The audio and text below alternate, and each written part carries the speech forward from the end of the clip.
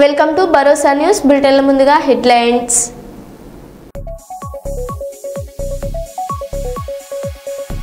మిర్యాలగూడలో Howrah express rail ఇంజన్లో సాంకేతిక లోపం.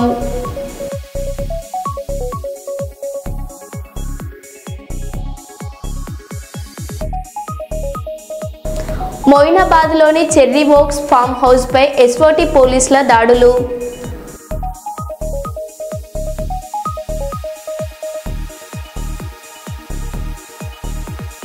శ్రీ శ్రీ శ్రీ మాతా చౌడేశ్వరి దేవి దివ్య జ్యోతుల మహోత్సవం కార్యక్రమంలో పాల్గొన్న కాటసాని దంపతులు.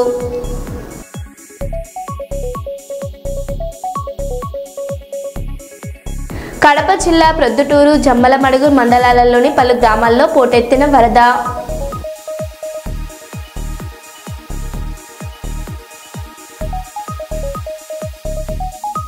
విజయవాడ రూరల్ మండలం ఎనికెపాడులో భారీ అగ్ని ప్రమాదం.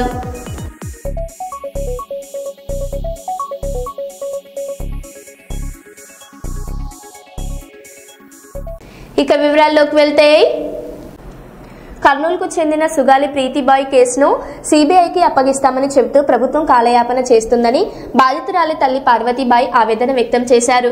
కర్నూలులోని ఓ హోటల్లో ప్రీతిబాయి తల్లిదండ్రులు మీడియా సమావేశం నిర్వహించారు. ఈ సందర్భంగా ప్రీతిబాయి తల్లి పార్వతీదేవి మాట్లాడుతూ, ఈ నెల 16న దేశ ప్రధానమంత్రి నరేంద్ర మోదీ కర్నూలుకు వస్తున్నందున ప్రధానమంత్రిని కలిసే అవకాశం కల్పించాలని ఆమె కోరారు. తన కూతురు ఆత్మహత్య కేసులో నిందితులకు ఇప్పటి వరకు శిక్ష పడలేదని ఆమె ఆవేదన వ్యక్తం చేశారు.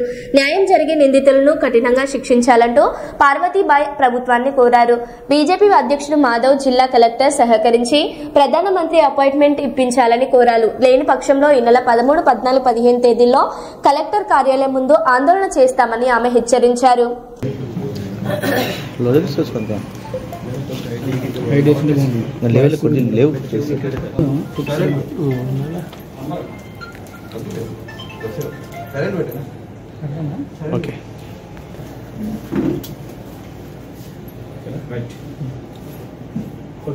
వచ్చిన మీ మీడియా మిత్రులందరికీ నా కృతజ్ఞతలు తెలియజేస్తున్నాను.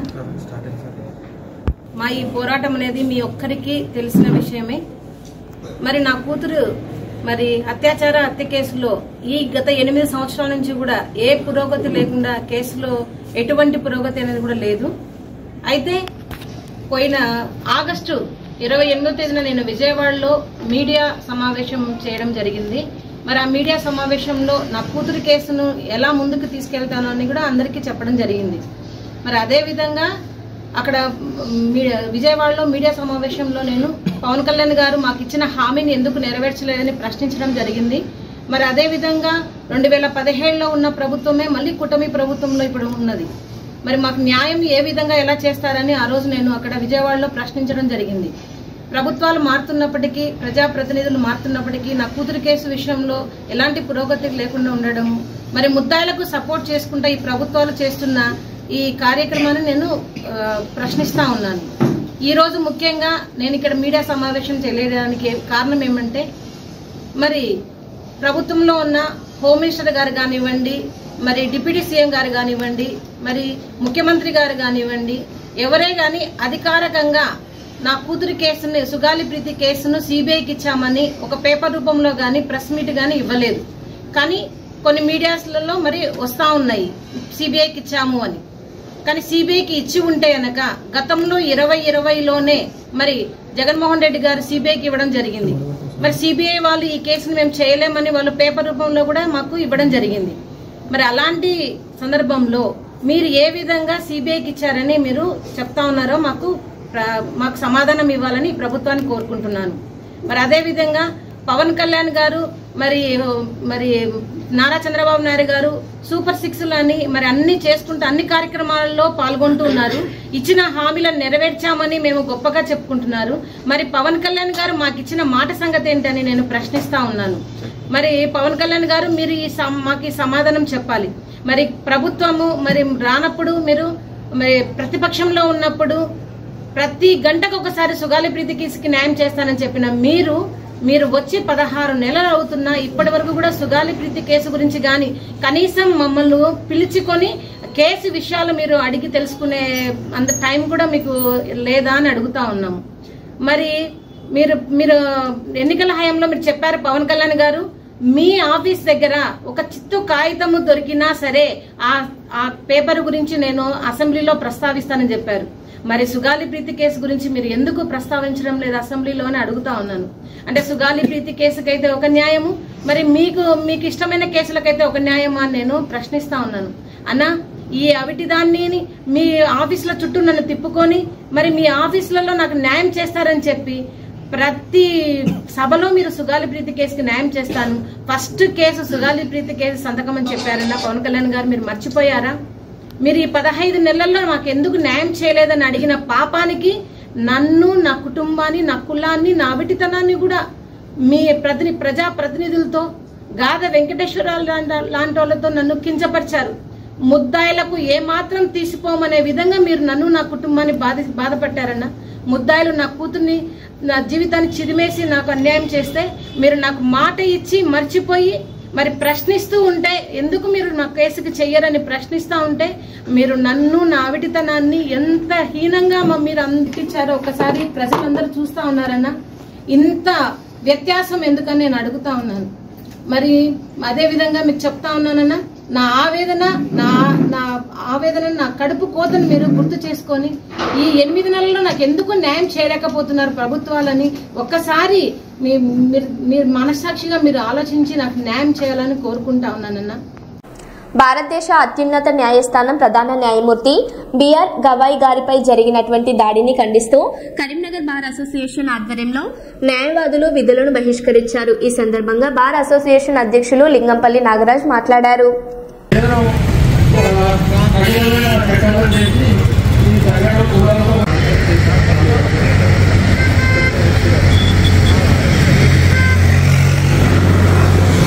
చాలా దుస్సాహసం అని చెప్పాలి. ఆ దాడి చేసిన వ్యక్తిని మన ఇంతకుముందు న్యాయవాది చెప్పినట్టు వెంటనే ఒక 50 జీవ కారాగార శిక్ష లాంటి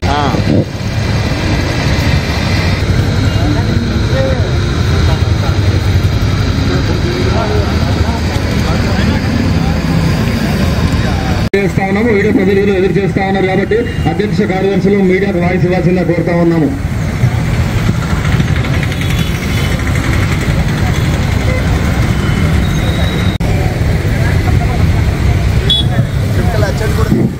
గౌరవ న్యాయవాదులందరికీ నమస్కారాలు. మన ఈ ప్రజాస్వామ్య వ్యవస్థలో కూడా ఏదైనా బాధ కలిగించే విషయాలు జరిగినప్పుడు ఏం చేసే అవకాశం ఉంది. నిజంగా అతని మీద మన ప్రెసిడెంట్కు మెమోరాండం వేయవచ్చు, కంప్లైంట్ ఇవ్వచ్చు. ఇతను ఇలా మాట్లాడాడు.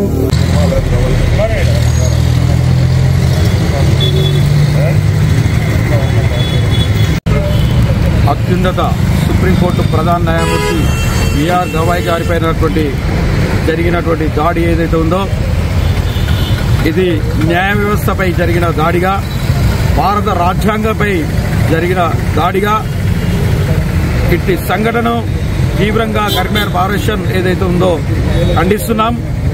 అట్టి ఖండనలో భాగంగా ఈరోజు కరీంనగర్ బార్ అసోసియేషన్ ఆధ్వర్యంలో నిరసన దీక్షను చేపట్టడమే కాకుండా ఇది సభ్య సమాజంలో ఉన్నటువంటి భారతదేశం భిన్న మతాలకు, భిన్న కులాలకు, భిన్న సాంప్రదాయాలకు భిన్నత్వంలో ఏకత్వమైన దేశం. ఈ దేశంలో ఈ యొక్క సుప్రీంకోర్టు ప్రధాన న్యాయమూర్తి గారిపైన జరిగిన దాడి ఏదైతే ఉందో ఇది భారత న్యాయ వ్యవస్థ పైన జరిగిన దాడిగా పేర్కొంటూ ఎట్టి సంఘటనను కరీంనగర్ బార్ అసోసియేషన్ తీవ్రంగా ఖండిస్తున్నాం. సుప్రీంకోర్టులో జరిగినటువంటి సంఘటనను భారతదేశంలో ఉన్నటువంటి 140 కోట్ల జనము ఇవాళ దాన్ని ఖండిస్తూ ఉన్నారు. చాలా దురదృష్టకరమైనటువంటి సంఘటన, చాలా దుర్మార్గమైనటువంటి ఒక తప్పుడు ఆలోచనలతో ఈ భారతదేశం లోపల కొందరు మూవ్ అవుతున్నారు. అటువంటి ఆలోచనలకు మరి ఈ కేంద్ర ప్రభుత్వం కట్టడి చేయాలని చెప్పి కేంద్ర ప్రభుత్వాన్ని డిమాండ్ చేస్తూ అందరికీ నమస్తే చేయబడాలి. భారతదేశ ప్రధాన న్యాయమూర్తి అయినటువంటి బిఆర్ గవాయ్ గారిపై జరిగినటువంటి దాడి ఏదైతే ఉందో ఇది అహేతుకమైనటువంటి దాడి. దీనిని భారత దేశంలో ఉన్నటువంటి న్యాయవాదులందరూ కూడా ముక్తకంఠంతో దీన్ని ఖండిస్తున్నారు. అయితే ఆ దాడికి పాల్పడినటువంటి వ్యక్తి ఇది ఒక ధర్మంపై జరిగినటువంటి విచారణలో భాగంగా జరిగినటువంటి కేసులో జరిగిన దానిగా చెప్తున్నారు. కానీ గవయ్ గారు చేసినటువంటి వ్యాఖ్యలు ఏదైనా కూడా అవి కేవలం కేసు విచారణలో భాగంగా అందులో ఉన్నటువంటి ఫ్యాక్ట్స్ ఆధారంగా మాట్లాడినటువంటి విషయాలు. దానిని ఆధారంగా తీసుకొని తను సనాతన ధర్మంపై ఏదో ఒక వ్యాఖ్యలు చేశారనడం అనేది కూడా సరైనటువంటిది కాదు. కాబట్టి ఈ కేసు విచారణలో న్యాయవాదులు మేము ప్రతినిత్యం అనేకమైనటువంటి విషయాలు మాట్లాడుతుంటాం. అది కేసు అంతర్భాగమైనటువంటి విషయంగా భావించాలి తప్ప వేరే ఏదో ఒక ధర్మం మీద చేసినటువంటి దాడిగా కానీ వ్యాఖ్యలుగా కానీ తీసుకోవడానికి వీల్లేదు.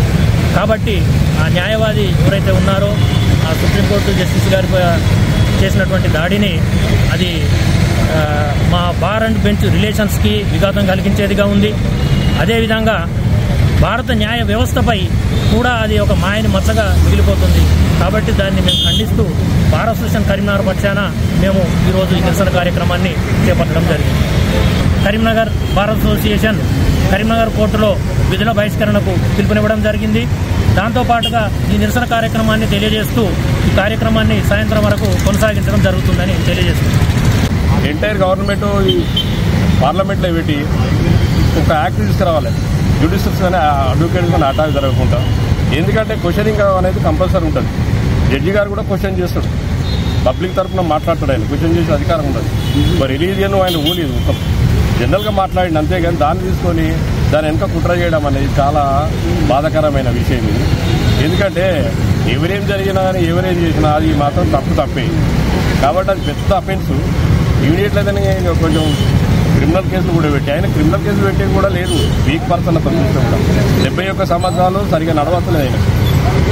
ఆయన చేసిండంటే ఆయన వెనక ఉండి నడిపించినా ఎవరున్నారు కానీ వాళ్ళను ఇన్వెస్టిగేషన్ ఖర్చు చేసి ఎవరున్నారని చెప్పి తీయాలని చెప్పేసి మన భారత రాష్ట్రపతికి నేను మనవి చేస్తున్నాను. తర్వాత ప్రధానమంత్రి కూడా ఇన్స్టిట్యూట్ చేసుకోవాలి. దీనిలో హోమ్ మినిస్టర్ కూడా చేసి ఒక పార్లమెంట్లో చట్టం తేవాలని నా ఒక అభిప్రాయం. లేదండి, అరెస్ట్ చేయలేదు. అది ఇన్స్టిట్యూట్ ఆల్రెడీ ఆయన సీజే గారే కంప్లైంట్ చేయాలి. సీజే గారే నడవనియండి అని సీజే గారే ఎక్సెప్షన్ చేసిండు. కానీ సీజే గారు ఎక్సెప్ట్ చేసినంత ఆ స్థానం అటువంటిది, ఆ చైర్ అటువంటిది. కాబట్టి ఆ చైర్కున్న విలువ అటువంటిది. కాబట్టి దాని మీద ప్రతి ఒక్కరు స్పందించవలసి వస్తుంది. కానీ వెయిట్ అండ్ సీ ఏం చేస్తున్నారు. ఇంకా మేము అడుగుని అందరం మేము యునైట్గా మన భారతదేశంలో మొత్తం ఖండిస్తున్నాం. మీరు సారవకోట మండల టీడీపీ అధ్యక్షులు కత్తిరి వెంకటరమణ అన్నారు. అవలింగి ఎస్సీ కురకాల మెయిన్ వీధులలో ఆదివారం నిర్వహించిన సూపర్ జీఎస్టీ సూపర్ సేవింగ్స్ కార్యక్రమంలో డోర్ టు డోర్ కార్యక్రమం స్వయంగా నిర్వహించడమే కాకుండా సామూహిక సమావేశాలు పాల్గొని వినియోగదారుల్ని ఉద్దేశించి మాట్లాడారు. వ్యవసాయ పరికరాలు, యంత్రాలు, పురుగు మందులపై జీఎస్టీ తగ్గించి కూటమి ప్రభుత్వం రైతుకు చేయూతనిచ్చిందన్నారు. ట్రాక్టర్లపై గతంలో ఉన్న 12% 5%, టైర్లు విడిభాగాలపై 18% నుంచి 5%, డ్రిప్ ఇరిగేషన్ స్ప్రింక్లర్లపై 12 నుంచి 5% తగ్గించడం వల్ల రైతులకు ఎంతో మేలు కలుగుతుందన్నారు. రైతు సంక్షేమం అభివృద్ధికి కూటమి ప్రభుత్వం కట్టుబడి ఉందన్నారు. నిత్యావసర ధరలు, మెడిసిన్ ధరలు, ఎలక్ట్రానిక్స్, జీన్స్, వాహనాల ధరలు చాలు తగ్గవని, సూపర్ 6 పథకాల అమలుతో ప్రజల్లో మంచి స్పందన కల్పిస్తుందన్నారు. ప్రతి వినియోగదారుడికి సుమారుగా 15,000 రూపాయలు అంటే నిత్యావసర సరుకుల మీద కానీ లేదా కాస్ట్లీ వస్తువుల మీద కానీ మెడికల్ పైన కానీ ప్రతి నెల కూడా అవకాశం దొరుకుతుంది.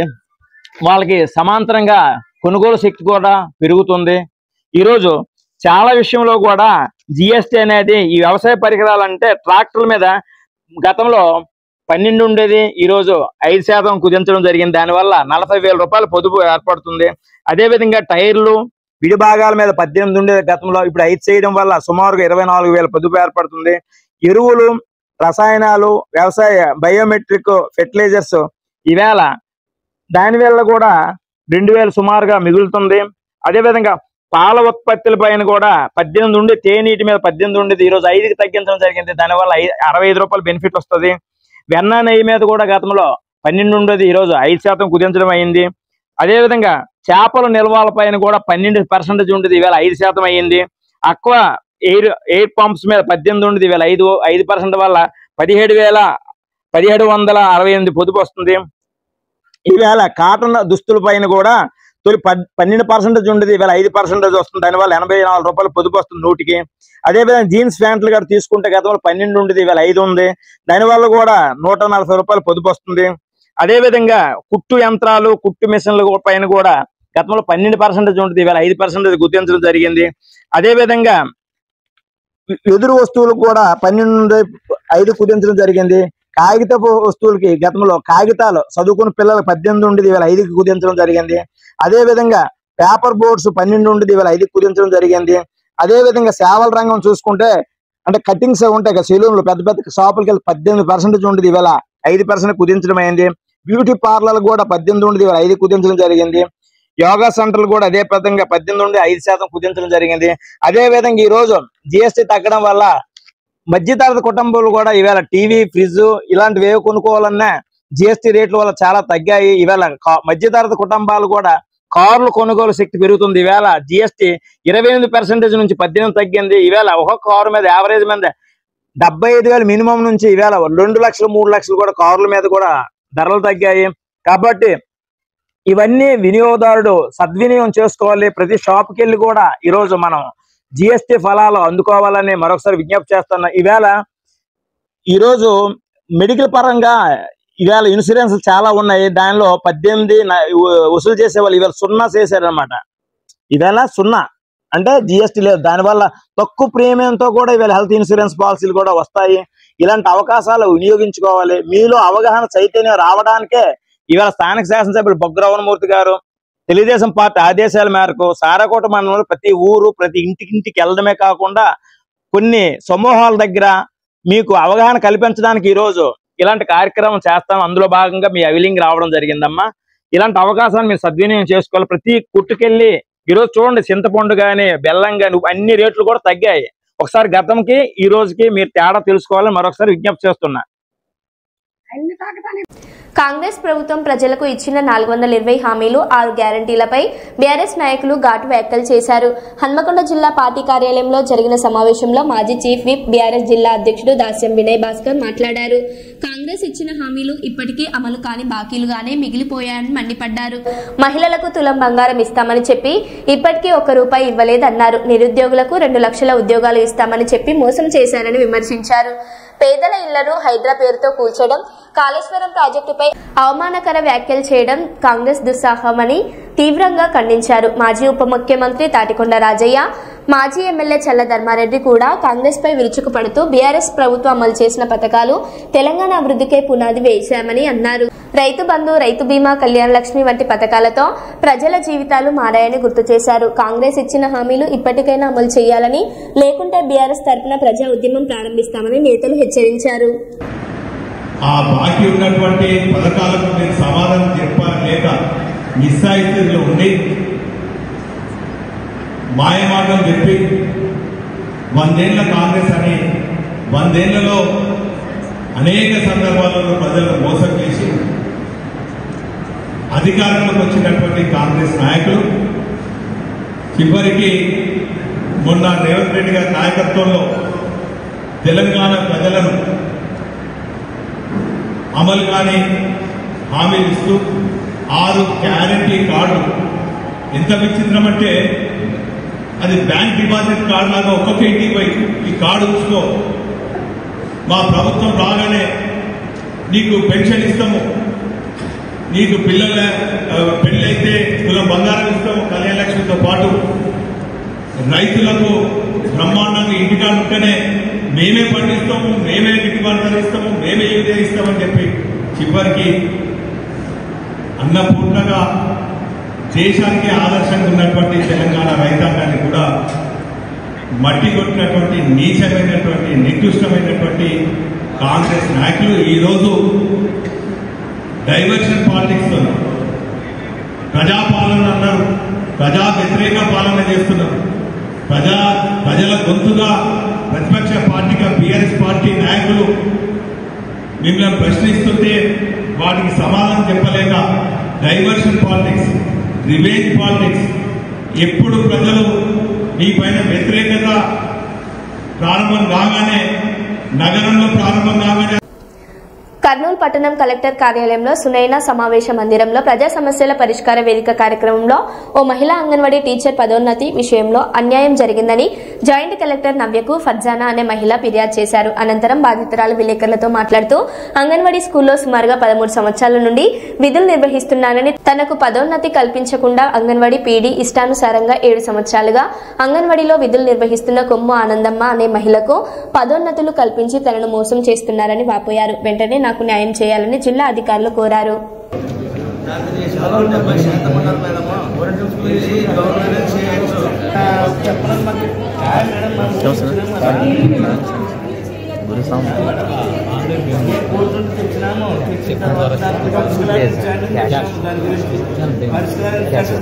నోటీస్ పంపించాలంటే మీరు చల్లదని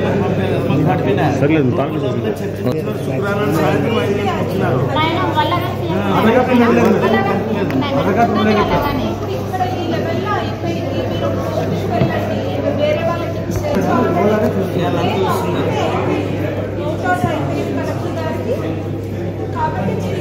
పేరు ఫర్జానా, ఎమ్మూరు మండలం కందనాతి గ్రామం. కందనాతి గ్రామంలో 3వ సెంటర్లో ఆయగా పని చేస్తున్నా. 14 ఏళ్ళు సీనియారిటీ ఉన్నా పని చేసుకుంటూ ఉన్నా. ఆయా పోస్టు విధులు నిర్వహిస్తున్నాను కందనాతి గ్రామంలో 3వ సెంటర్. అయినా సీనియారిటీ లేకున్నా కే ఆనందమ్మ కనే ఆమెని పోస్టు నియమించాలని జాయింట్ కలెక్టర్ గారు, కలెక్టర్ మేడం గారు, సిడిపి మేడం గారు, పీడీ మేడం గారు అని చెప్పడం జరిగింది. నాకు అన్యాయం చేశాను. నేను హైకోర్టుకి వెళ్ళినా కానీ నాకు అన్యాయం చేశారు. కోర్టు ప్రకారం నేను సీనియారిటీ ఉన్నానని అక్కడ చెప్పినా వాళ్ళు సీనియారిటీ తక్కువ ఉన్న కే ఆనందమ్మకే ప్రమోషన్ నియమించారు. ఈ అన్యాయం ఎంతవరకు? వాళ్ళ ఫేక్ సర్టిఫికేట్ అయినా కానీ వాళ్ళకి జాబ్ ఇచ్చినారు. 7వ తరగతి 7 ఏళ్ళు ఉన్నా కానీ ఆమెకు ప్రమోషన్ నియమించారు. వాళ్ళ ఎయిర్ఫేషన్ వల్ల కానీ సర్టిఫికేట్లు ఎయిర్ఫేషన్ వల్ల కానీ చేయాలి. వాళ్ళు ఎయిర్ఫేషన్ చేసిన తర్వాత జాబ్ ఇవ్వాలి వాళ్ళకి. నాకు అన్యాయం జరిగింది. నాకు టీచర్ ప్రమోషన్ కావాలి. సీనియారిటీ ఉన్నాను కాబట్టి నేను అడుగుతున్నా. వాళ్ళు 7 ఏళ్ళు ఉన్న వాళ్ళకి ఎందుకు ఇస్తారు? నేను 14 సంవత్సరాలు. 14 సంవత్సరాలుగా మా పాప పని చేస్తుండే. పీడీ మేడం చెప్పారు. అయినా మేము వచ్చినప్పుడల్లా ఏమన్నారు, మీకే సీనియారిటీ ఉంది మీకు ఇస్తామని చెప్పినారు. వాళ్ళు 1 వారంలోనే ఏం చేసినారో నాకైతే తెలియదు. ఇది ఇస్తాం, నీకే ఇస్తాం, సీనియారిటీ నువ్వే ఉన్నావని చెప్పినారు. అయినా వాళ్ళ సర్టిఫికేట్లు తప్పు ఉన్నట్టు మా దగ్గర ఉన్నాయి. మేము కానీ నిరూపిస్తాం. నిరూపించిన తర్వాతే వాళ్ళకి జాబ్ ఇవ్వాలి. మీ పేరమ్మా? ఎస్ ఫర్జానా. ఫర్జానా భర్తని. కానీ సార్ మాకు సీనియారిటీ ప్రకారం ఉండి కానీ మాకు ఇలా మోసం చేస్తారు అనుకోలేదు. కానీ మీకే ఇస్తాం పోస్టు, మీరు ఏమి విలేకరులకు కానీ ఎవరికి కానీ ఏం తక్ష కావద్దండి, మీరు సేఫ్టీగా ఉన్నానని చెప్పి సిడిపి మేడం, మన పీడీ మేడం దగ్గరికి కానీ వచ్చినాం. పీడీ మేడం మధ్యకి వస్తే కానీ మీకు వస్తుంది కాసి మీరు ఎక్కడ బయటకి ఏం చెప్పకూడదు, మీకే సీనియారిటీకి ఇస్తామని చెప్పినారు. 7వ తరగతి ఆ పాప చదివింది కానీ లేదు. ఆ పాప చదివిన కాడగా మేము పరిచయాలు చేసి మాకు చూపించాలా, కానీ చూపించలేదు. వాళ్ళు ఊరికి జిరాక్స్లు పట్టుకొని ఇచ్చినారు. ఒరిజినల్ కానీ వాళ్ళ దగ్గర లేకున్నా వాళ్ళకే టీచర్ పోస్టు అవకాశం ఇచ్చినారు.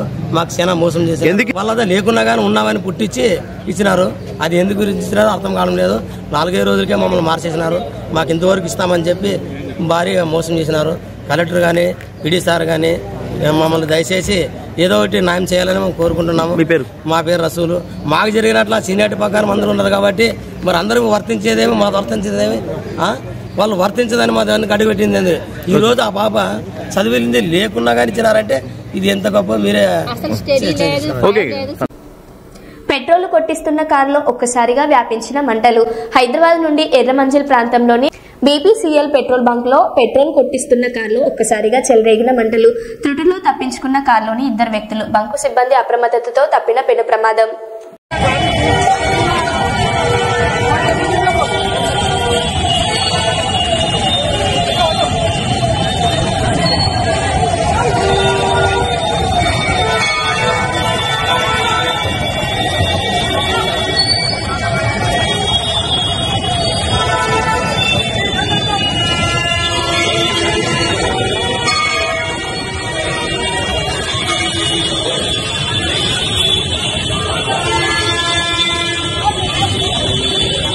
వాడు ఎన్నికలు కూడా ముందుకుండా పోతున్నారు దాన్ని.